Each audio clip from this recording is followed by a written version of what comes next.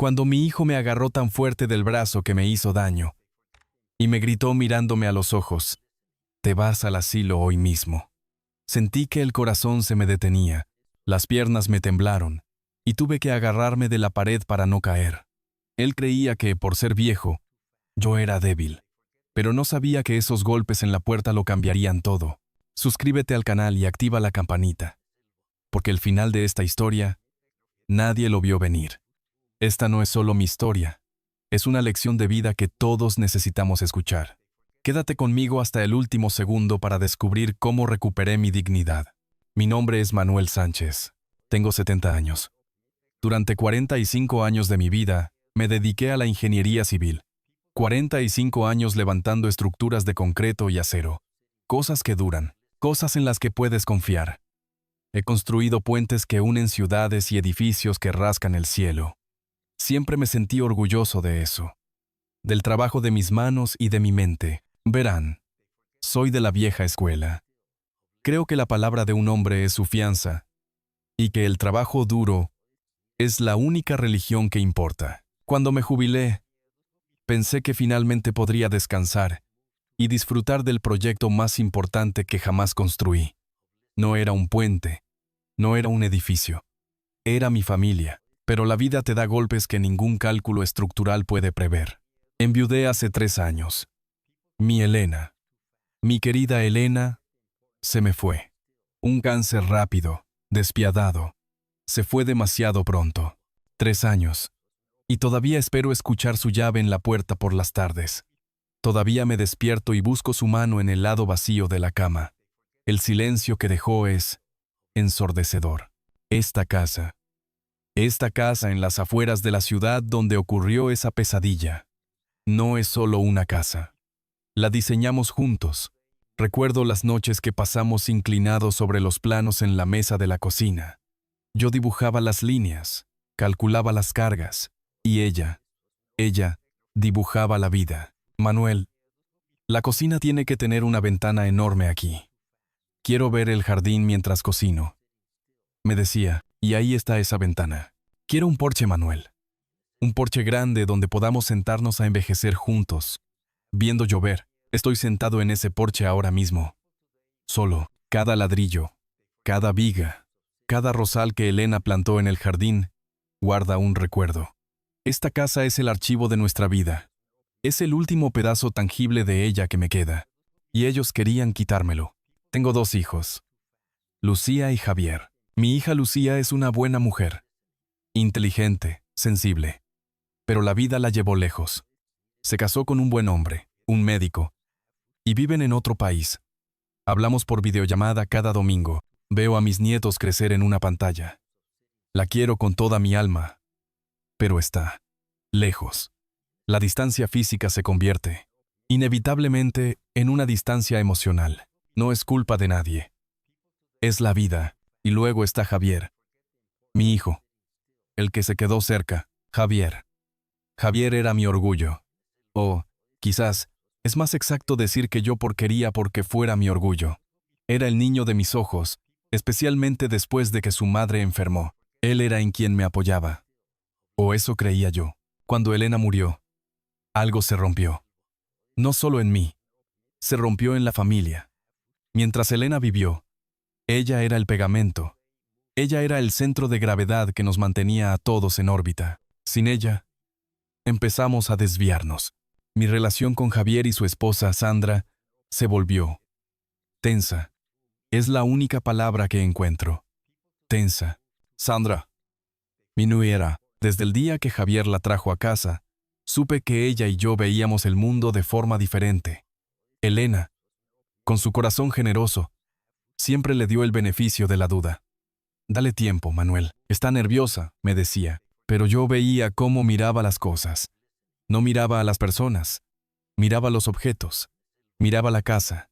Nunca vi en sus ojos el cariño por la historia que guardaban estas paredes. Veía cálculo. Para ella, esta casa nunca fue un hogar. Nunca fue el lugar donde su esposo dio sus primeros pasos, o donde celebramos 20 Navidades. Para Sandra, esta casa siempre fue un activo, un terreno valioso, metros cuadrados esperando ser liquidados, Después del funeral de Elena, recuerdo que, mientras la gente aún me daba el pésame en la sala, la escuché susurrarle a Javier junto a la cocina. Es demasiado grande para él solo. Deberíamos hablar de vender. Aún no habían puesto la última pala de tierra sobre el ataúd de su madre. Y ella ya estaba tasando la propiedad. Javier, al principio, la defendía. Papá, no seas así. Ella se preocupa por ti. No quiere que estés solo en este caserón, pero la preocupación de Sandra sonaba demasiado a codicia. Con el tiempo, la voz de Sandra se convirtió en la voz de Javier. Sus visitas se volvieron menos sobre ¿cómo estás, papá? Y más sobre papá. ¿Has pensado en lo que te dijimos? Un apartamento más pequeño sería más práctico. Práctico. Qué palabra tan fría para describir una vida. Pero para entender cómo llegamos a ese martes horrible, a ese grito de te vas al asilo, tienen que entender algo sobre mí. Yo siempre fui un padre que daba. Quizás ese fue mi mayor error. Verán, yo crecí con carencias. Mi padre fue un hombre duro, y yo me prometí que a mis hijos no les faltaría nada. Y no les faltó. Especialmente a Javier. Pagué su universidad. Una universidad privada y cara. Él no tenía las mejores notas, pero insistió en que quería ir a la mejor. Es una inversión en mi futuro, papá, me dijo. Elena y yo estuvimos de acuerdo. Usamos una buena parte de nuestros ahorros. Es lo correcto, Manuel, dijo Elena.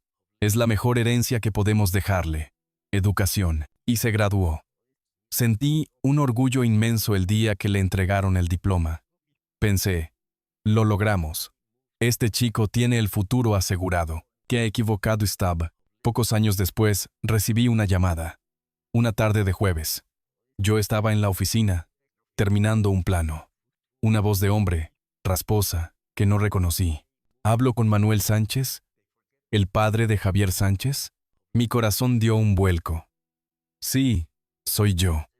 ¿Ha pasado algo? Lo que pasa, dijo el hombre, es que su hijo nos debe mucho dinero. Y si no paga para el viernes, le vamos a romper las piernas. Casi no podía respirar. Resultó que mi hijo, mi orgulloso graduado universitario, tenía un problema serio con el juego. Esa noche lo confronté. Lloró. Se arrodilló. Me suplicó. Papá, fue un error. Me metí con la gente equivocada. No sé cómo salir. No volverá a pasar, te lo juro. ¿Qué haces? ¿Qué hace un padre?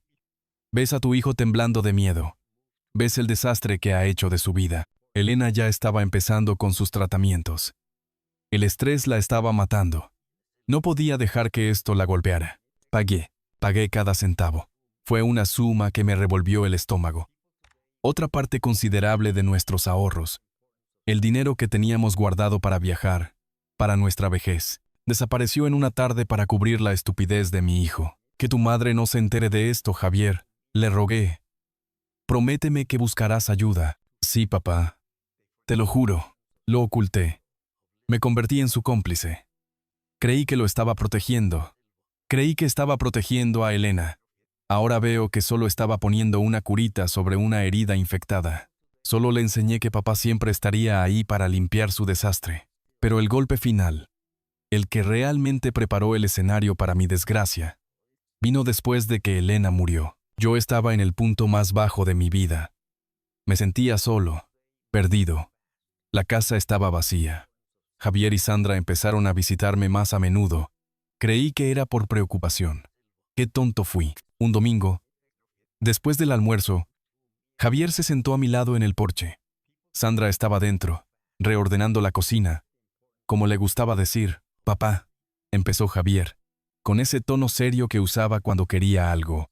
He estado pensando, tengo una oportunidad de negocio increíble, una franquicia. Es seguro, papá. Esta vez es diferente. Me mostró unos papeles. Carpetas brillantes, gráficos coloridos, proyecciones de ganancias que parecían demasiado buenas para ser verdad. Es la grande, papá. Con esto, podré devolverte todo lo que has hecho por mí. Podré cuidar de ti. Pero necesito capital inicial. Mi instinto, el ingeniero dentro de mí, me gritaba. Los números no cuadraban. El riesgo era demasiado alto. Le dije que no estaba seguro. Le recordé lo del juego. Se puso furioso. Papá, eso fue hace años. ¿Nunca me lo vas a perdonar? Estoy tratando de construir algo para mi familia, para tus nietos. Y entonces Sandra salió al porche. Manuel, dijo, con esa dulzura falsa, Javier ha trabajado muy duro en esto. Creí que confiabas en tu hijo. Me acorralaron. Yo estaba débil, de luto. Estaba desesperado por creer que mi hijo había cambiado. Desesperado por tener un propósito, por sentirme útil. El banco no le daba el préstamo. Por supuesto que no. Su historial de crédito estaba destruido por las deudas de juego. Solo necesito que me ayudes con el banco, papá. Que seas mi garantía. Terminé haciendo algo peor. Para salvarlo de la burocracia bancaria, hipotequé una parte de mis propios ahorros de jubilación. Tomé el dinero que Elena y yo habíamos guardado, el dinero que debía pagarme la tranquilidad en mis últimos años, y se lo di. Es una inversión, papá, me dijo mientras firmaba los papeles. En 6 meses te lo devuelvo con intereses. Esa fue la última palabra que usó. Inversión. No hace falta ser un genio para saber cómo terminó la historia. El negocio fracasó en menos de un año. El dinero se esfumó. Todo. Me quedé sin una parte vital de mi jubilación. Y mi hijo se quedó con deudas aún mayores que antes. Y ahí es donde todo encaja. Cuando Javier y Sandra vinieron ese martes, cuando me gritaron que me iba al asilo, no era por mi salud. No estaban preocupados por si me caía por las escaleras. Estaban ahogados en deudas. La franquicia fallida los había arruinado. Mis ahorros no habían sido suficientes. Sus acreedores los estaban persiguiendo, y esta casa, la casa de Elena, era su única salida. Era su plan de rescate. Yo solo quería ver a mi hijo feliz. Quería que tuviera la vida que yo soñé para él, la vida que yo no tuve. No me di cuenta, o quizás no quise ver la verdad. No quise ver que cada vez que lo rescataba, solo estaba cavando mi propia tumba. No me di cuenta de que estaba financiando, con el sudor de 45 años de trabajo y con los ahorros de la vida de su madre, al mismo hombre que, años después, me agarraría del brazo, me gritaría en mi propia casa y trataría de despojarme de todo lo que me quedaba en el mundo. Era un martes. Recuerdo que era un martes por la mañana, porque el sol entraba por la ventana de la cocina de una forma especial, golpeando el viejo reloj de cuco que Elena había comprado en un viaje a Alemania. Eran las 10:15. Los martes, Javier nunca venía. Javier estaba supuestamente en su oficina, intentando salvar ese negocio fallido para el que yo había hipotecado mi tranquilidad. Los domingos eran los días de familia. Martes era un día de trabajo. Yo estaba en el jardín, donde paso la mayoría de mis mañanas desde que Elena se fue. Estaba podando sus rosas. Las Reina Elizabeth eran sus favoritas. Un rosal de color rosa pálido que trepaba por el lateral del porche.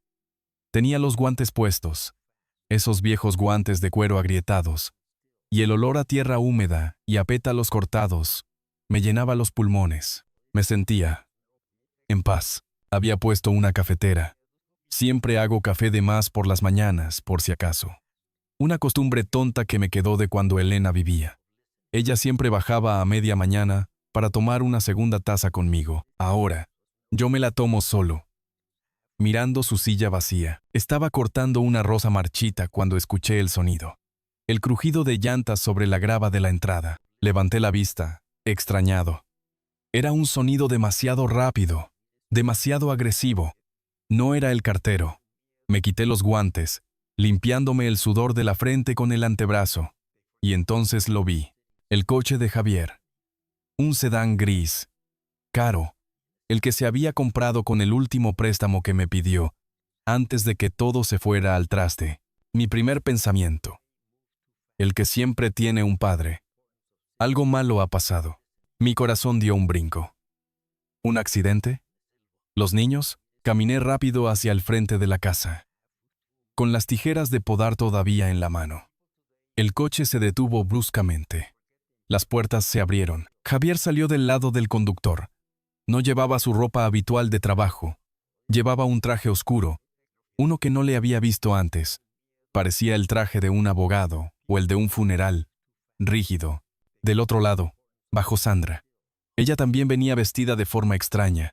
Un vestido oscuro, tacones que se hundían incómodamente en la grava.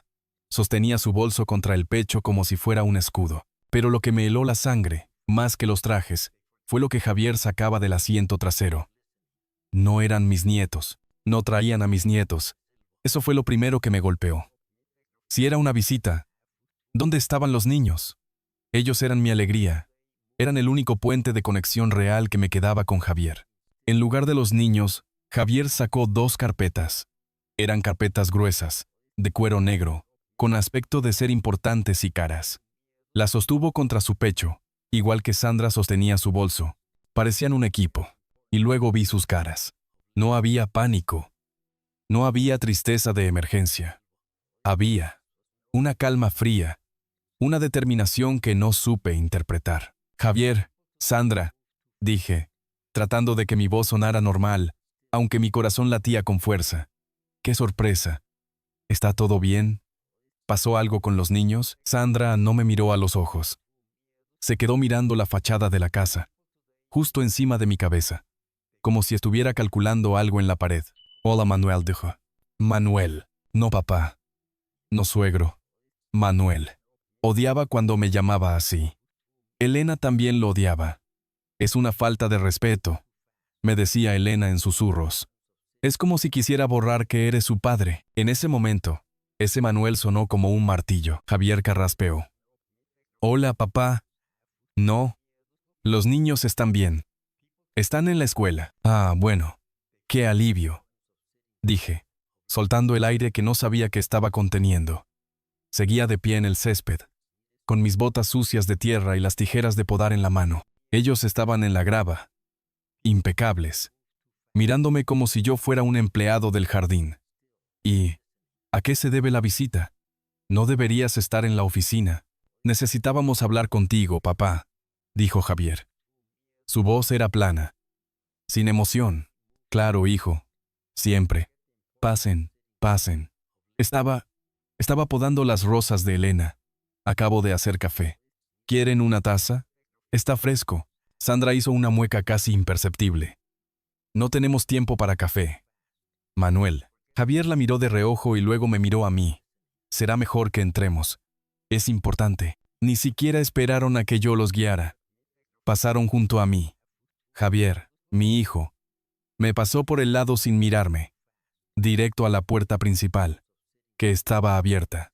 Sandra lo siguió. Olían a perfume caro y a algo más, algo metálico, a estrés. Me quedé allí un segundo, sintiéndome de repente sucio, viejo. Dejé las tijeras de podar en el escalón del porche. Me limpié las manos sucias de tierra en los pantalones vaqueros, dejando manchas marrones, la tierra de las rosas de Elena. Entré detrás de ellos. Mi casa, la casa que olía a café y a los libros viejos de Elena, de repente se sentía invadida, fría. Estaban de pie en medio de mi sala de estar. Javier había puesto las 2 carpetas de cuero sobre la mesa de centro, la mesa que yo mismo había lijado y barnizado hacía 30 años. Las carpetas parecían obscenas sobre la madera cálida. Sandra no se quedó quieta. Empezó a caminar por la sala, pero no caminaba como una visita. Caminaba como un tasador. Pasó un dedo por el lomo de los libros en la estantería. Miró las fotos de la boda de mis hijos, la de Lucía, la de Javier.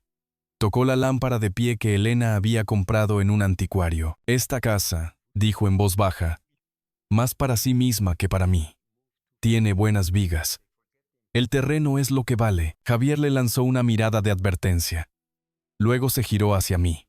Yo seguía de pie junto a la puerta, sintiéndome un extraño. Papá, siéntate, por favor, dijo Javier, señalando el sofá. No sonaba como una invitación, sonaba como una orden. Obedecí. Me senté en mi propio sillón, el que tenía la forma de mi cuerpo. Se sentía diferente. Javier se sentó frente a mí, en la silla de Elena. Sandra dejó de merodear y se quedó de pie detrás de él, con las manos cruzadas frente a ella, como un guardaespaldas. Javier se inclinó hacia adelante, apoyando los codos en las rodillas. Puso las manos juntas. Papá, hemos estado hablando, empezó. Ese hemos estado hablando siempre era el preludio de algo malo. Y estamos preocupados por ti. Ahí estaba. La palabra, preocupados. La misma palabra que usaron cuando me pidieron el dinero para el negocio. La misma palabra que usaron cuando Javier me confesó sus deudas de juego. Preocupado era la palabra clave para necesito algo. Preocupados, repetí. ¿Por qué? Estoy perfectamente. El médico dijo en mi último chequeo que tengo el corazón de un hombre de 50. Javier sonrió. Pero fue una sonrisa que no llegó a sus ojos. Una mueca. Justamente de eso queríamos hablar, papá. Del médico. El doctor Ramírez llamó a nuestra casa. Dijo, que no te presentaste a tu cita del viernes pasado. Mi sangre se calentó. La confusión empezó a dar paso a la ira. ¿Qué? Eso es mentira, dije, casi levantándome del sillón. Yo no me olvidé de esa cita. Tú me llamaste, Javier. Me llamaste el jueves por la noche. Me dijiste que tenías una reunión urgente a primera hora del viernes y que necesitabas el coche. Me dijiste que no me preocupara, que tú mismo llamarías al doctor Ramírez para cambiar la cita. ¿No te acuerdas?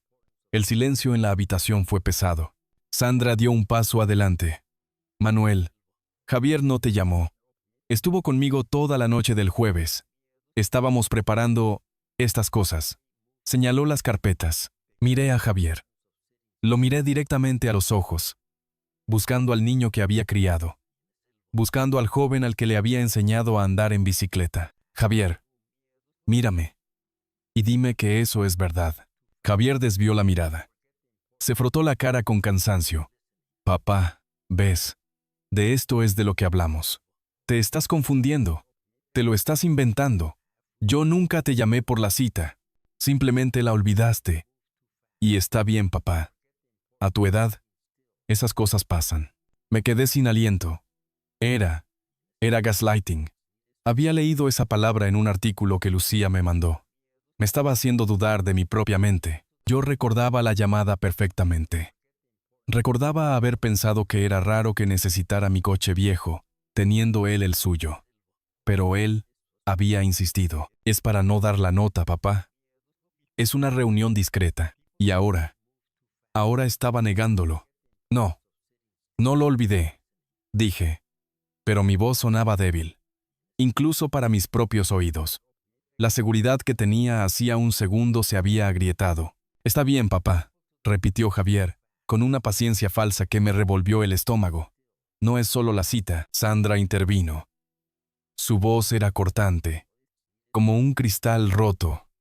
Manuel, esta casa es demasiado grande. Perdón, dije, que es demasiado grande para ti solo, repitió, más despacio, como si yo fuera tonto. Es un peligro. Tienes 2 pisos. Tienes escaleras. ¿Qué pasa si te caes? ¿Qué pasa si te das un golpe en la cabeza? Podrías estar aquí tirado durante días. Manuel, semanas. Nadie se enteraría. Yo me cuido solo perfectamente. Tartamudeé. Tengo vecinos. Tengo mi teléfono. He vivido aquí 40 años.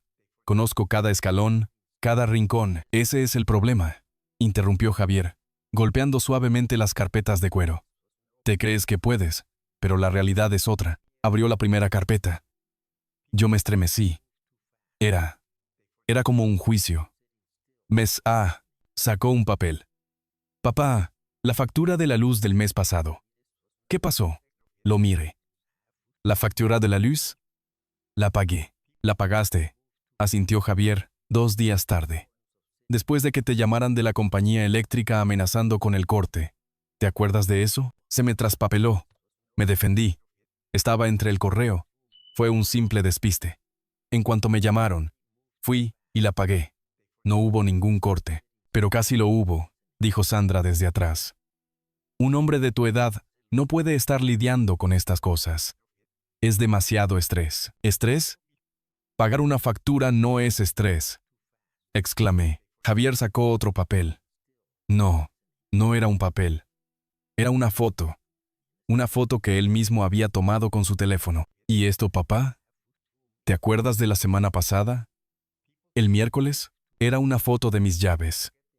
Mis llaves de casa, tiradas en el césped mojado, junto al rosal que estaba podando esa misma mañana. Estabas fuera, en el jardín, dijo Javier. narrando la escena como un fiscal. Hacía frío. Empezó a llover. Y no podías entrar. Te habías dejado las llaves dentro, o eso pensaste. Me llamaste, desesperado. Tuve que salir de una reunión importantísima para venir a abrirte con mi copia. No fue así, grité. Ahora sí. Poniéndome de pie. Mis manos temblaban. No fue así, Javier. Las llaves se me habían caído del bolsillo del abrigo. Estaba buscándolas. Te llamé para preguntarte si, por casualidad, las habías cogido tú el domingo. Y media hora después de llamarte, las encontré. Ahí mismo. Donde tomaste esa foto, te volví a llamar para decirte que no vinieras, que ya las había encontrado. Pero no me cogiste el teléfono, y apareciste aquí una hora después. Furioso, diciendo que te había hecho perder el tiempo. Javier me miró con una lástima fingida. Sacudió la cabeza lentamente y me miró. Papá, no me volviste a llamar. Nunca. Me presenté aquí, y estaba sentado en el porche, temblando de frío, esperándome. Te abrí, te hice un té, y te quejaste de que había tardado mucho. Me senté de golpe. El aire se me había ido de los pulmones. Era una mentira completa, una fabricación total. Recordaba perfectamente haber encontrado las llaves. Recordaba la sensación de alivio. Recordaba haber pensado, menos mal, para que no se moleste Javier. Recordaba haberle dejado un mensaje de voz. Hijo, no vengas. Ya aparecieron. Estoy bien, pero él estaba allí, sentado en la silla de mi esposa fallecida, describiendo una realidad alternativa, una realidad en la que yo era un anciano decrépito, tembloroso e incompetente, y Sandra, de pie detrás de él, asentía con gravedad a cada palabra que él decía. Papá, continuó Javier, en voz baja y razonable. Olvidaste la cita del médico. Casi te cortan la luz. Pierdes las llaves y te quedas fuera bajo la lluvia. Te estás confundiendo. Estás mezclando las cosas. No estás bien. Estoy bien, susurré. Pero la convicción me había abandonado. ¿Me estaba volviendo loco? ¿Era posible que mi mente me estuviera fallando tanto? ¿Era posible que mi recuerdo de la llamada del jueves, de encontrar las llaves, fuera todo una invención? No. No. Yo sabía que no. Levanté la vista. Los miré a los dos. Y de repente, todo encajó. La visita inesperada el martes, la ropa de funeral, la ausencia de mis nietos, las carpetas de cuero, las mentiras calculadas, la cita del médico que él mismo canceló, la factura que apenas se retrasó, las llaves que encontré pero que él juraba que había perdido. No era una mentira. Eran por mentiras. Era una estrategia. Todo era una farsa. No estaban preocupados. Estaban aquí para ejecutar un plan. Estaban preparando el terreno. Mi corazón, que antes latía con confusión y miedo, ahora se asentó en mi pecho como una piedra fría y pesada. La tristeza desapareció, reemplazada por una claridad helada. Los miré. Al hombre que había rescatado de las deudas de juego. A la mujer cuya codicia yo había subestimado. ¿Qué es lo que quieren?, pregunté. Mi voz ya no temblaba. Era plana, tan plana como la de ellos. Javier me miró, sorprendido por el cambio en mi tono. Intercambió una mirada rápida con Sandra. Ella le dio un leve asentimiento.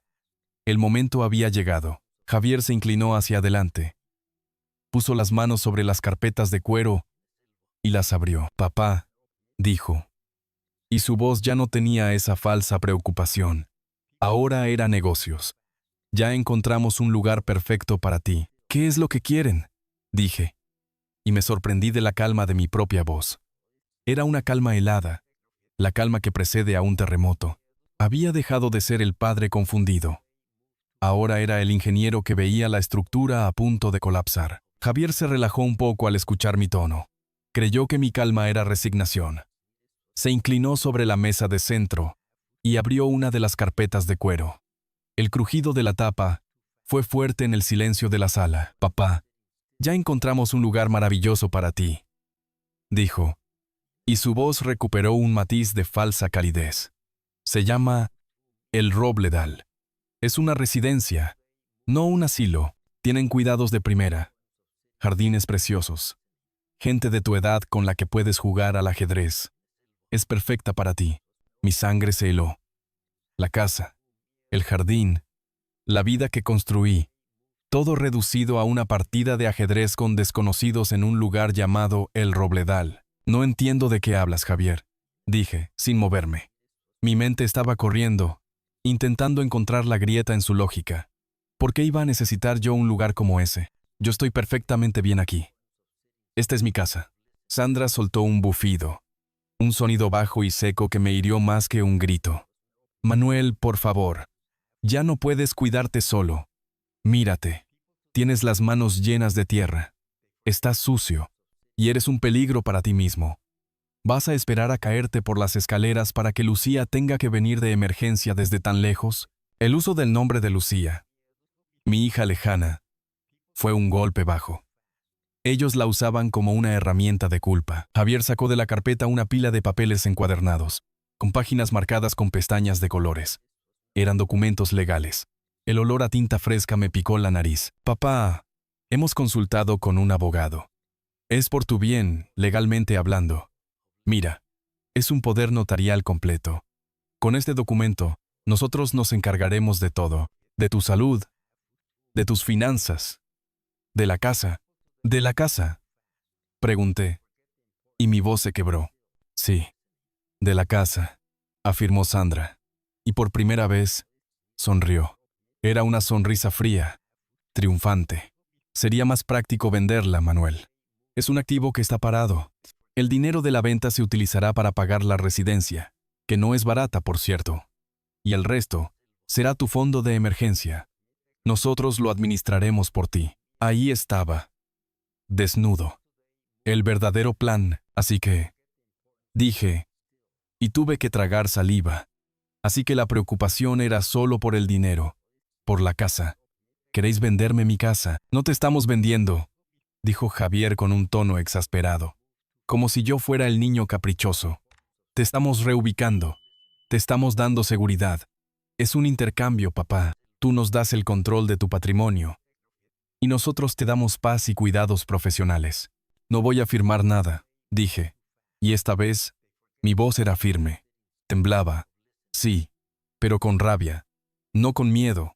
Me levanté. Esta es mi casa, esta es la casa de tu madre, y no voy a entregarla para que vosotros dos saldéis vuestras deudas. La palabra deudas golpeó a Javier como un látigo. Su cara se transformó. Desapareció el hijo preocupado y apareció un extraño. Un hombre con el rostro contraído por la furia y la desesperación. Era el rostro del jugador que había perdido su última apuesta. Se levantó de golpe, tan fuerte, que su taza de café, que había dejado a medio terminar, cayó sobre la alfombra de la sala de estar. El sonido de la cerámica rompiéndose me pareció el sonido de mi vida partiéndose en dos. «Ya basta, papá», gritó, y el grito resonó en las vigas que yo mismo había calculado. «Deja de ser tan dramático. Es un trámite. Un simple trámite». «No es un trámite, Javier. Es una traición», le respondí, sosteniéndole la mirada. «Y no voy a firmar. Si quieres mi casa, vas a tener que esperar a que me muera. Y aún así, no está garantizado». Él dio un paso hacia mí. Su puño se cerró y se abrió. Estaba fuera de control. Sandra, detrás de él, palideció, pero no lo detuvo. Me agarró del brazo, del mismo brazo que tantas veces lo había abrazado de niño, y me agarró fuerte, tan fuerte que sentí la carne doler. «Escúchame bien, viejo. Se acabó el drama. No te estoy pidiendo permiso. Ya no tienes derecho a decidir». Me atrajo violentamente hacia él, a escasos centímetros de su rostro. Podía oler el estrés, la desesperación, y entonces pronunció las palabras exactas, las que habían roto mi alma en pedazos en el gancho de este relato, las que se convertirían en mi motor de supervivencia. «¿Sabes qué, papá? Ya no te estoy pidiendo que firmes. Te vas al asilo hoy mismo». El tiempo se detuvo. Sentí como si me hubieran arrancado el corazón. No de golpe, sino lentamente, con un dolor sordo y agonizante. Mis oídos zumbaron. «Te vas al asilo hoy mismo». Lo dijo. Mi propio hijo lo dijo. El niño al que yo había enseñado a decir por favor y gracias. el hombre al que le había dado hasta el último centavo de mi dignidad para salvarlo de sus errores. Me estaba condenando. Javier, supliqué. Y el sonido fue un gemido ahogado. Me soltó el brazo con un empujón que me hizo tropezar un paso hacia atrás. Si no hubiera estado tan en shock, me habría caído. No, escucha, papá. Ya pagamos la reserva en el Robledal. Es un pago que no es reembolsable y teníamos que tomar una decisión. Una ambulancia vendrá por ti a las 5 de la tarde. Tienes 5 horas. 5 horas. O firmas el poder notarial y te vienes por las buenas. Continuó, señalando los papeles con un dedo tembloroso. Oh, no firmas. Pero si no firmas, igual te vas. Mañana mismo nuestro abogado empezará el proceso para declararte incapacitado mentalmente, basándose en la llamada que hicimos a tu médico, en las facturas y en la foto de las llaves. Vendrás por las malas, y cuando eso pase, no solo perderás la casa, también perderás la dignidad. Tú decides. Me quedé paralizado, mirando la mancha oscura de café en la alfombra, el único testigo de la violencia que se había desatado en mi sala de estar. No puedes hacerme esto, susurré. Ya lo hice, papá, dijo él. Su voz se había calmado, volviéndose fría otra vez, la calma del depredador que ya tiene a su presa atrapada. Es por tu bien, créeme. No estás en condiciones de decidir. No después de lo que hiciste con tu dinero. Estamos protegiendo lo poco que queda. Intenté alcanzar mi teléfono. Lo tenía en la mesa auxiliar. Quería llamar a Lucía. Quería que mi hija escuchara esto, que interviniera, que me salvara. Pero Sandra fue más rápida. Como un rayo. Tomó el teléfono de la mesa auxiliar. Creo que necesitas tiempo para pensar. Suegro, dijo, con su voz dulce y mortal. Metió mi teléfono en su bolso. Me levanté del sillón. Con mis piernas temblorosas, caminé hacia ellos, hacia la puerta. Quería gritar. Quería empujarlos. No, dijo Javier poniéndose en mi camino. No vas a salir. Necesitas tranquilidad para tomar la decisión correcta. Él y Sandra se coordinaron. Me tomaron de los brazos, uno a cada lado. Era suave, pero firme. Una fuerza implacable. Me guiaron fuera de la sala de estar, por el pasillo, hacia el pequeño estudio que yo usaba para mis planos. Aquí estarás tranquilo, papá. A las 4:30 volvemos. Piensa en lo que vas a hacer. Me metieron en el estudio. Y antes de que pudiera protestar, antes de que pudiera encontrar mi voz, la puerta se cerró con un golpe sordo. Y luego, el sonido. El inconfundible sonido del pestillo de la llave, girando. Asterisk. Asterisk. Clic. Asterisk. Asterisk. Me habían encerrado. En mi propia casa. En mi propio estudio. Me quedé de pie junto al escritorio. A través de la madera de la puerta, pude escuchar sus susurros. Murmullos rápidos, alegres. La voz de Sandra sonaba aliviada. La de Javier, triunfal. Escuché el sonido de sus pasos alejándose, de sus tacones sobre el suelo de madera. Y luego, el sonido de la puerta principal cerrándose. Me acerqué a la ventana. Estaba orientada hacia la parte trasera, hacia el jardín. No podía ver la calle. Estaba solo. Me giré. Miré mi estudio. Mis planos, mis libros de ingeniería. Las fotos de Elena sonriéndome desde un estante. Tenía 5 horas. Y estaba encerrado. Me habían arrebatado el corazón, la casa y la dignidad. Y lo que era peor, mi propio hijo creía que tenía el derecho de hacerlo. Caí en mi silla de escritorio. Sentí el pulso golpear en mis sienes. No era dolor. Era el comienzo de la guerra. Me habían subestimado. Creyeron que, al encerrar mi cuerpo, habían encerrado mi mente. Se equivocaron. Había llegado el momento de que el ingeniero civil jubilado demostrara que sabía mucho más que construir puentes. Sabía cómo construir una defensa, y sabía, mejor que nadie, dónde se encontraban las grietas de su estructura. Mi mente empezó a trabajar. Tenía que encontrar una salida. Y rápido, tenía que encontrar mi teléfono. Pero Sandra se lo había llevado, o eso creía ella. Me quedaban 5 horas hasta la ambulancia. Y mi plan, el plan que ni mi hijo ni su esposa podrían jamás prever. Tenía que empezar ahora. Tenía que hacerlo por Elena. Tenía que hacerlo por mi dignidad. Y lo que iban a encontrar en la puerta a las 5. No iba a ser un anciano tembloroso con las maletas hechas. Iba a ser el hombre que ellos habían subestimado. El sonido del pestillo al cerrarse fue el sonido más humillante que he escuchado en mis 70 años. Me quedé inmóvil, mirando la madera de la puerta. Me habían dejado a solas con mis demonios, con mi traición y con la cuenta regresiva de 5 horas. La rabia fue lo primero que sentí. Pura, hirviente, ciega, me abalancé sobre la puerta. La golpeé con el puño cerrado. «¡Abrid la puerta, Javier! ¡Soy vuestro padre! ¡No podéis hacer esto!» Grité y grité. Mi garganta se hizo áspera. Podía escuchar el eco de mis propios gritos rebotando en los libros y los planos, haciendo que mi estudio, mi refugio, pareciera de repente una celda acolchada. Pero la casa estaba silenciosa. Ellos se habían ido. Susurros triunfales, un portazo final, y luego el vacío. Me dejé caer de rodillas. Ya no podía gritar. Mis puños cayeron rendidos sobre la alfombra. Miré a mi alrededor. Estaba rodeado de la historia de mi vida. Y en el centro estaba yo, un anciano de 70 años, atrapado por su propio hijo. Las siguientes horas fueron un infierno personal. No eran solo horas. Eran siglos de dolor concentrados. Me senté en el suelo. Me recosté contra el escritorio. Las lágrimas no eran lágrimas de tristeza.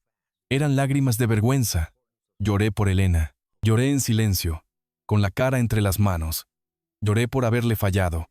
Lloré por haber roto la promesa que le hice en su lecho de muerte. Cuidaré de Javier. No te preocupes. ¿Cuidar de él? Lo había malcriado. Le había enseñado que yo era un pozo sin fondo, que mi sacrificio era su derecho. Le había dado todo, y él me lo estaba quitando. Repetí cada palabra de ese encuentro en mi cabeza. El falso olvido de la cita médica, la manipulación de la factura, la fotografía de las llaves que él mismo había orquestado. Eran migas de pan para la declaración de incapacidad mental. Estaban construyendo un caso para enterrarme. El pánico empezó a dar paso al autoodio. «¿Qué hiciste mal, Manuel?», me pregunté, golpeándome la frente con la palma de la mano. «¿Fuiste demasiado blando? ¿Por qué no le enseñaste el valor del dinero? ¿Por qué pagaste sus deudas de juego? ¿Por qué hipotecaste el legado de tu esposa?» Cada recuerdo de sacrificio se convirtió en una puñalada. El trabajo doble turno para que pudiera ir a esa universidad pija. El coche que vendí para que pudiera irse de viaje de fin de estudios. El momento en que mi propia hermana me pidió un préstamo para una operación. Y tuve que decirle que no porque acababa de salvar a Javier de los usureros. Era más que codicia. Era ingratitud pura. Ellos no me veían como un padre o como un hombre. Solo veían la venta de la casa Sánchez en los clasificados. Yo era el obstáculo que se interponía entre ellos y el dinero que necesitaban desesperadamente. Y de pronto, en medio del llanto, en medio de la rabia que me ahogaba, recordé una voz. La voz tranquila y sensata de Elena. «Manuel, no te rindas. Tienes que ser más fuerte que ellos. Por favor, sé más fuerte que ellos». No eran sus últimas palabras, pero eran palabras que me repetía cada vez que Javier metía la pata. Me levanté del suelo. Mi cuerpo estaba rígido, adolorido, pero mi mente, por fin, se aclaraba. El ingeniero civil, el hombre que planifica y resuelve problemas, tomó el control del padre traicionado. Tenía que actuar. Tenía que encontrar una forma de comunicarme.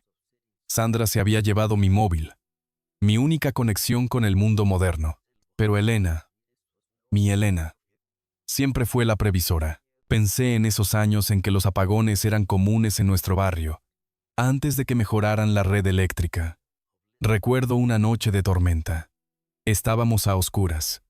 La línea de fibra óptica se había caído. Elena, iluminada por una vela, me miró y dijo: «Manuel, no me fío de estas cosas nuevas.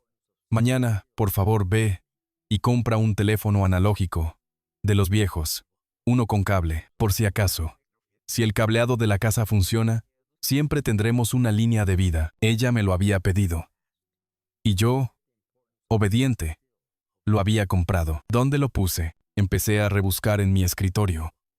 Mis manos que antes temblaban de rabia, ahora estaban precisas, metódicas. Primer cajón, planos viejos. Segundo cajón, libretas y bolígrafos. Tercer cajón. Ahí estaba, un viejo teléfono de color crema, pesado, con su cable rizado y largo. Era un dinosaurio de la comunicación. Javier y Sandra, en su arrogancia tecnológica, solo me habían quitado él por smartphone. Nunca se les ocurrió que un viejo tonto como yo tuviera una línea de vida de los años 80. Ellos creían que solo quitándome la pantalla me dejaban incomunicado. Me arrastré hasta la pared. Encontré la toma telefónica, medio oculta detrás de una estantería llena de libros técnicos. Mis dedos, a pesar de la edad, conectaron el cable al puerto. Me levanté, seguí el auricular. Lo acerqué a mi oído y escuché el tono, el glorioso, zumbante, vibrante tono de línea. Tenía conexión, pero ahora venía la parte difícil. ¿A quién llamar? Tenía poco tiempo. Mi hija Lucía. Sí, pero está lejos. Y una llamada de larga distancia, con mi voz ronca y temblorosa, solo la alarmaría. Ella llamaría a Javier, y él la tranquilizaría con el cuento de mi crisis senil. Me declararían incapacitado antes de que ella pudiera subir a un avión. ¿La policía? ¿Qué les diría? Mi hijo y mi nuera me encerraron para obligarme a firmar papeles. Sería mi palabra contra la suya. Dirían que es una disputa familiar y que yo estoy delirando. Javier, con su traje de abogado falso, lo manejaría perfectamente. Es por su bien, oficial. Se resiste a recibir atención médica. No. La policía no. No todavía. Necesitaba algo más. Necesitaba un arma legal. Una prueba irrefutable de que sus intenciones no eran el cuidado, sino el por fraude. Me senté en la silla del escritorio, sujetando el auricular. Miré a mi alrededor. Este estudio. Aquí era donde yo guardaba mis cosas más importantes, mis planos de ingeniería, mis recuerdos y mis documentos. Me levanté. Me dirigí a la pared detrás de la estantería. Moví con esfuerzo una pila de libros sobre estructuras de hormigón armado. Y allí estaba. La caja fuerte. Una caja fuerte pequeña, empotrada en el hormigón de la pared. Tan bien escondida, que ni Javier ni Sandra sabían de su existencia. Solo Elena y yo conocíamos la combinación. Un número que era la fecha de nuestro primer baile.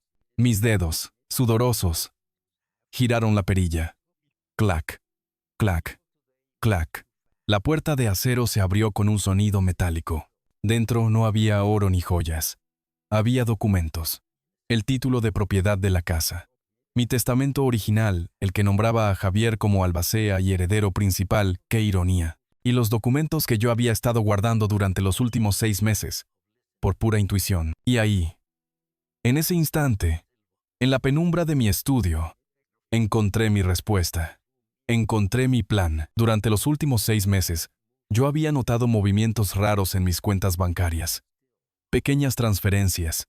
10,000 aquí, 15,000 allá. No lo suficiente como para dar la voz de alarma al banco de inmediato, pero sí lo suficiente como para despertar la alarma en el ingeniero que lleva 50 años manejando presupuestos. Había estado investigando discretamente. Fui al banco, saqué copias de los extractos y los guardé en mi caja fuerte. Los estados de cuenta que el banco me enviaba a casa, Javier los interceptaba, pero estas copias, estas eran el secreto que solo yo conocía. Saqué los extractos. Los puse bajo la luz tenue de la lámpara del escritorio, y ahí estaba. La evidencia de la codicia de Javier. Los extractos mostraban las transferencias. Transferencias a una cuenta que no era la mía. La cuenta de su negocio fallido. La misma a la que yo ya le había inyectado mi ahorro. Pero estas transferencias, ¿cómo las había hecho? El banco requiere una firma. Abrí otro sobre que había sacado de la caja fuerte. Contenía copias de los documentos de ese negocio. Los documentos legales que Javier había tenido que firmar. Puse los 2 documentos lado a lado. Mi firma de jubilado autorizando las transferencias bancarias. Y la firma de Javier en los documentos de su negocio. La firma que autorizaba las transferencias de mi jubilación era una falsificación burda de la mía. Javier había estado robándome sistemáticamente. No solo me había presionado, me había robado. Había falsificado mi firma. El fraude. La palabra era un arma. La traición se convirtió en una estrategia legal. Ahora sí podía llamar a la policía. No como el anciano senil al que su hijo ha encerrado en una disputa familiar, sino como la víctima de un crimen federal, con pruebas documentales en la mano. No iba a esperar a que llegara la ambulancia. Iba a ir a la ofensiva. El teléfono analógico, el regalo de Elena contra el caos, seguía en mi mano.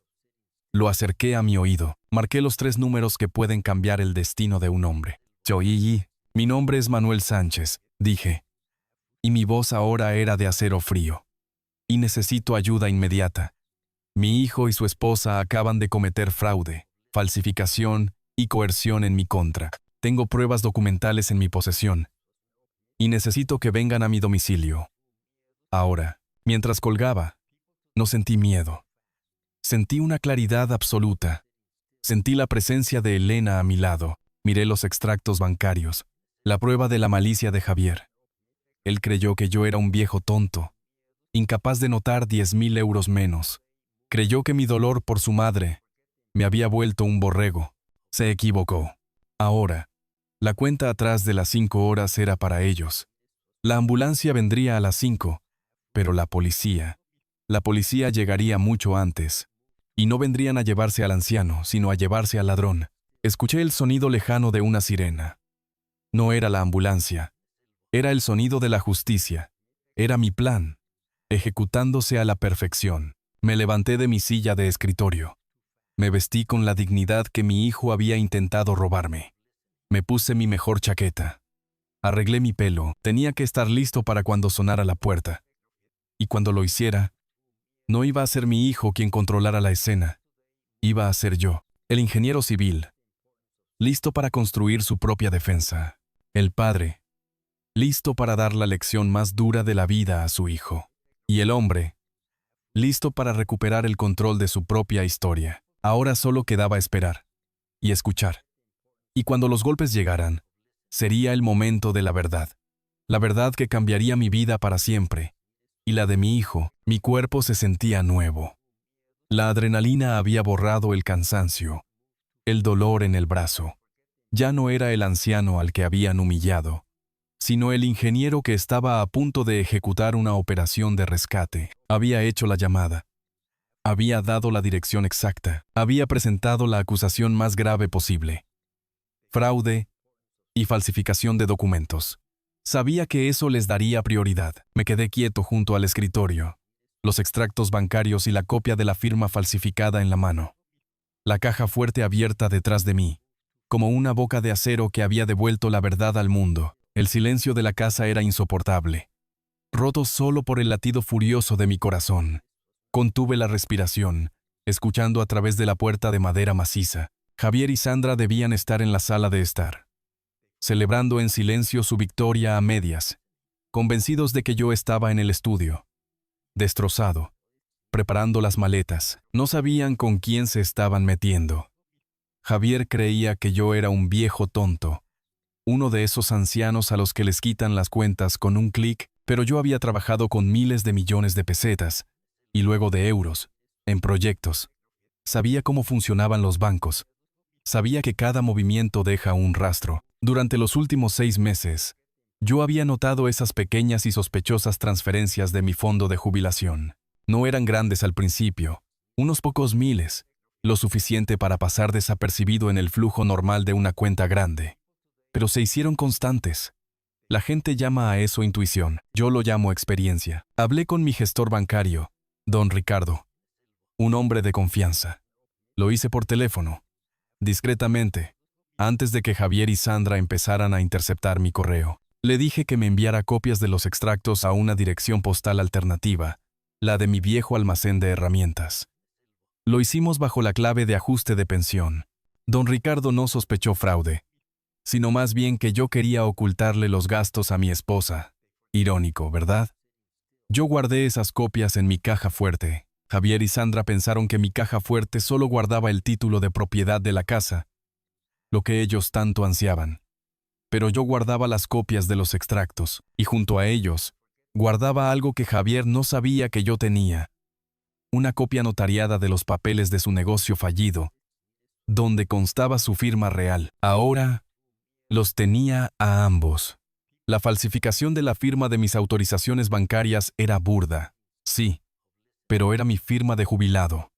Una firma que ya no tenía la precisión de mi época de ingeniero. Javier había copiado la firma que yo usaba en los cheques de cumpleaños. No la firma que usaba en los documentos legales importantes. Puse el documento del banco y el documento del negocio bajo la luz. La diferencia era mínima, pero un perito la notaría de inmediato. Y lo que era crucial, mi firma falsificada autorizaba transferencias a una cuenta con el nombre de la empresa de Javier. Tenía el arma. Y la bala estaba cargada. Pasaron unos minutos que me parecieron horas. Mi oído estaba aguzado, intentando captar el menor sonido fuera del estudio. De repente, escuché la conmoción. Javier, el teléfono. Escuché la voz de Sandra, aguda, histérica.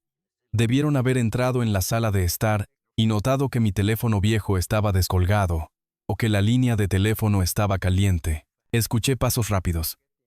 La puerta de mi estudio tembló. Papá, papá, ¿con quién diablos estabas hablando? Abre esta puerta ahora mismo. Javier golpeaba la madera con rabia. Me quedé en silencio. No iba a darle más munición. No iba a caer en su juego de padre enloquecido. Solo escuché. La rabia de Javier se intensificó. Sabía que algo había salido mal. Sabía que su plan se estaba desmoronando, pero no sabía cómo. Y entonces, lo escuché. Distante al principio, y luego acercándose rápidamente. El sonido que yo había invocado. El sonido de la autoridad. Las sirenas. El sonido era inconfundible. No era una ambulancia. No era una sirena de tráfico. Era la sirena de un coche patrulla, y estaba dirigiéndose directamente a mi calle. Sandra gritó. Un chillido de terror. Javier, son las sirenas. Están viniendo aquí. Javier dejó de golpear mi puerta. Escuché su respiración pesada. ¿Qué? No. Debe ser un accidente en la carretera. La ambulancia viene a las 5. No es una ambulancia. Es la policía. El pánico en sus voces era música para mis oídos. El ingeniero en mí había calculado la respuesta del sistema.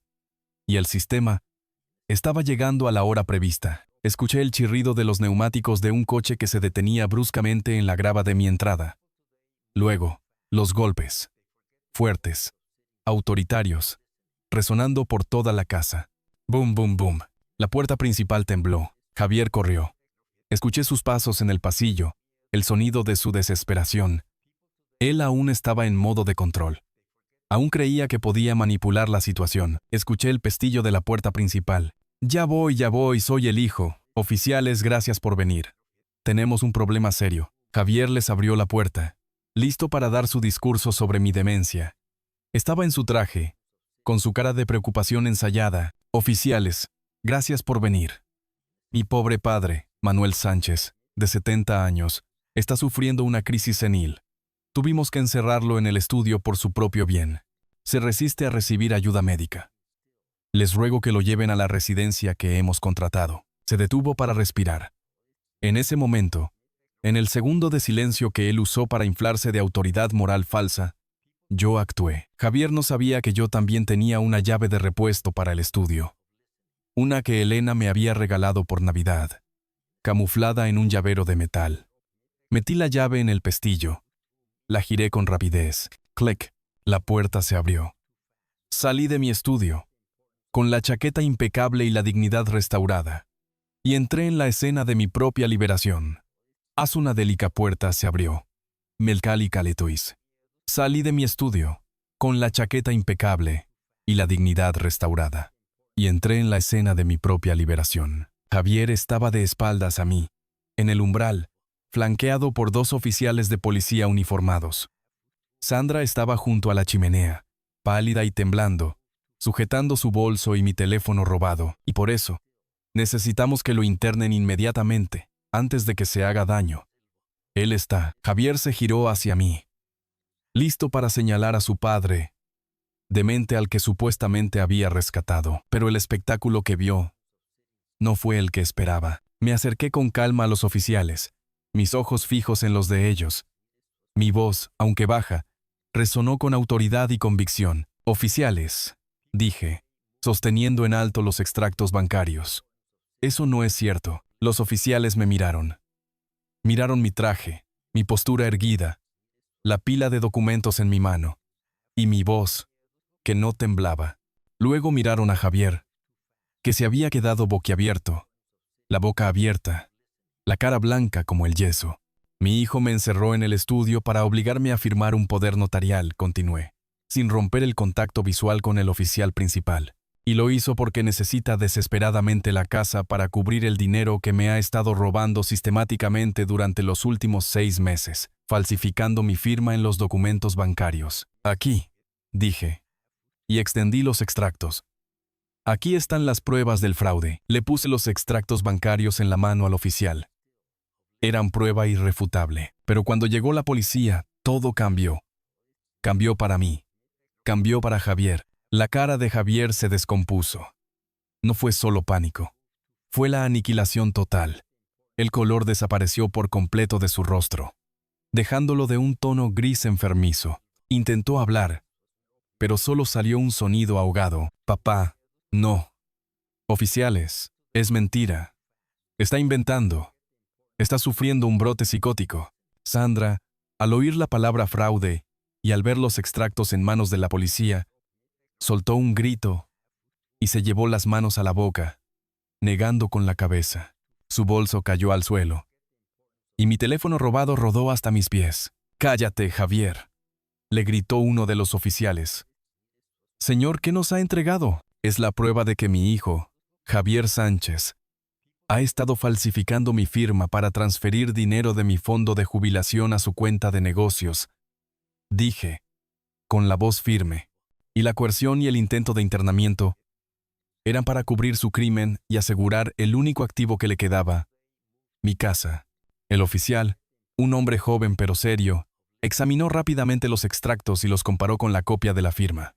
Vio los montos, vio el beneficiario, miró a Javier, que ahora temblaba incontrolablemente. «Señor Sánchez, ¿es esta su firma?», preguntó el oficial, mostrando a Javier la falsificación en el extracto. Javier no pudo responder. Solo balbuceó. Yo. Fue Sandra. Ella me dijo, demasiado tarde. Ya se había traicionado a sí mismo. El plan del asilo, la arrogancia, la traición, todo se había terminado en el momento en que abrí esa puerta. El oficial principal asintió con gravedad. Se dirigió a su compañero. «Deténgalo. Cargos preliminares por coerción, falsificación y fraude. Infórmele de sus derechos». El compañero se acercó a mi hijo. Javier intentó retroceder. «No, soy su hijo. No pueden hacer esto. Soy inocente». Pero ya era demasiado tarde. El ingeniero había ganado la partida. En medio de mi sala de estar, la sala que olía a las rosas de Elena y que había sido el escenario de su traición, mi hijo fue esposado. La imagen se me grabó en la retina.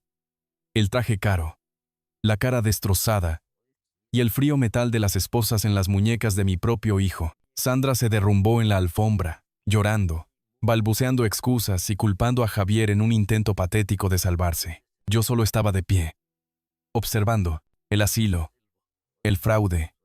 Todo se había desvanecido. Había recuperado mi casa. Había recuperado mi control. Y al final, había recuperado mi dignidad. La ambulancia no llegó, pero la policía sí lo hizo. Y se llevaron a mi hijo, no al enfermo. Me quedé solo, de pie, con los extractos bancarios en la mano, y el eco de las sirenas llevándose a mi único hijo. La justicia era una cosa fría, pero se sentía increíblemente bien. Y ahora, solo quedaba lidiar con las consecuencias. Después de que la patrulla se llevó a Javier, un silencio diferente se instaló en mi casa. No era el silencio opresivo de la traición. Era un silencio de vacío, de limpieza. Era el silencio que queda después de que un huracán ha pasado. Sandra, mi nuera, seguía en la sala de estar. Estaba sentada en el suelo, llorando histéricamente, con el rímel corrido y el vestido caro manchado de café roto. Cuando el oficial principal regresó después de que Javier fue puesto en el coche, ella intentó abrazarse a sus piernas. «Oficial, yo no hice nada. Fui manipulada. Javier me obligó. Él es el de las deudas de juego. Él falsificó las firmas. Yo solo quería ayudar a Manuel». El oficial se limitó a levantarla suavemente. «Señora, le recomiendo que se calme. Tendrá que acompañarnos a la estación para testificar sobre el fraude. Y en cuanto a la coerción, el señor Sánchez es la víctima». Yo me acerqué. Recogí mi teléfono del suelo. Me lo guardé. Miré a Sandra. Sus ojos, llenos de terror y desesperación, me pidieron ayuda. Pero yo ya no tenía ayuda que darle. Ya había vaciado mi pozo por Javier. Por ella, no quedaba nada. Mi nuera estaba aquí como cómplice de un intento de robo. «Oficial», dije con voz firme. «Ella está implicada en el encierro y en la falsificación, pues se beneficiaba del plan. Ella misma lo admitió hace un momento. Y se llevó mi teléfono». El oficial asintió. Se llevó a Sandra en un segundo coche patrulla, todavía balbuceando excusas patéticas. La policía no se llevó a un anciano senil en una ambulancia. Se llevaron a mi hijo Javier en una patrulla, esposado, bajo investigación por fraude, falsificación y coerción. Se llevaron a Sandra en el coche de apoyo. Me quedé solo, en mi sala de estar. El sol de la mañana entraba por la ventana. Miré la mancha oscura de café en la alfombra, el único residuo de la violencia. La recogí con una servilleta. Limpié los restos de cerámica rota. Sentía un vacío enorme, pero era un vacío lleno de dignidad. El precio había sido incalculable, pero el resultado era justicia. Lo primero que hice fue llamar a Lucía. No con el viejo teléfono analógico, sino con mi móvil recuperado. Lucía, al escuchar mi voz, se alarmó por la hora. Le conté todo, desde las mentiras de la factura hasta el grito. «Te vas al asilo hoy mismo». Le conté sobre el teléfono viejo, sobre la caja fuerte y sobre las esposas. Hubo un silencio largo y pesado en la línea. Luego, Lucía empezó a llorar. No por su hermano, sino por mí. «Papá, Dios mío, papá, lo siento. Siento no haber estado ahí. Siento no haber visto lo que estaban haciendo. No es culpa tuya, hija», le dije, sintiéndome aliviado de escuchar su voz. «Yo también fui ciego. Pero esto se acabó. Ahora necesito tu ayuda». Ella tomó el primer vuelo disponible a casa. Dejó a su esposo al cuidado de sus hijos. Llegó esa misma noche. Verla cruzar el umbral, abrazarme y llorar conmigo fue la verdadera curación. Ella era el hijo leal que yo necesitaba. Ella me devolvió la fe. Juntos, contratamos a un abogado, un hombre duro y metódico llamado Don Miguel. No era mi amigo, sino un profesional. Yo necesitaba hechos, no emociones. La investigación reveló la profundidad de su plan. Javier y Sandra estaban ahogados en deudas de tarjetas de crédito y préstamos fallidos. El negocio se había declarado en quiebra hacía meses. La casa era su única tabla de salvación. El asilo era solo una forma legal de deshacerse de mí y de obtener el poder notarial para vender la propiedad sin mi consentimiento. Su plan era declararme incapacitado, transferir la casa a un fideicomiso controlado por Sandra y luego liquidarla rápidamente. El proceso legal fue, sin embargo, doloroso. Tuve que testificar contra mi propio hijo. Tuve que sentarme en una sala y ver cómo don Miguel presentaba las pruebas de las transferencias fraudulentas, las copias de la firma falsificada y el testimonio de los oficiales. Tuve que escuchar a Javier, ya sin el traje ni la arrogancia, suplicar por clemencia, culpar a la presión, a Sandra, al destino, nunca a sí mismo. En cuanto a Sandra, al verse acorralada, confesó todo, pero intentó culpar a Javier de haberla manipulado. Su historia no se sostuvo. Ella también estaba involucrada en el fraude. El juez fue severo. No por el dinero, sino por el nivel de traición, por el abuso de confianza a un adulto mayor. Javier fue condenado a una pena de prisión por fraude, falsificación y coerción. Y en ese momento, cuando se dictó la sentencia, la lección más dura de mi vida se grabó en mí con cincel y martillo. La sangre te hace pariente, Pero solo la lealtad y el respeto te hacen familia. Yo había confundido el amor con la permisividad. Mi sacrificio no había creado gratitud. Había creado un derecho adquirido. Un sentimiento de que yo les debía por las cosas. Les había dado todo, pero no les había enseñado el valor de la dignidad. Hoy, Javier cumple una condena. No lo he visitado, y no lo haré. Me duele en el alma, sí, pero la dignidad de un hombre no tiene precio. Y la mía me impide visitar a un criminal que intentó destruirme. He cambiado mi vida por completo. He blindado mi futuro. Con la ayuda de Lucía y don Miguel, hice un testamento nuevo, inatacable. Mi casa y mis ahorros ahora irán a mi hija Lucía, que nunca me pidió nada, y la mayor parte irá a una fundación a nombre de Elena, mi esposa, que ayuda a ancianos víctimas de abuso financiero. Esto es lo que Elena habría querido: ayudar a quienes, como yo, fueron subestimados. La vida se ha redefinido. Lucía me visita a menudo. Ahora es mi cuidadora, mi albacea, mi amiga. Me he acercado a mis nietos.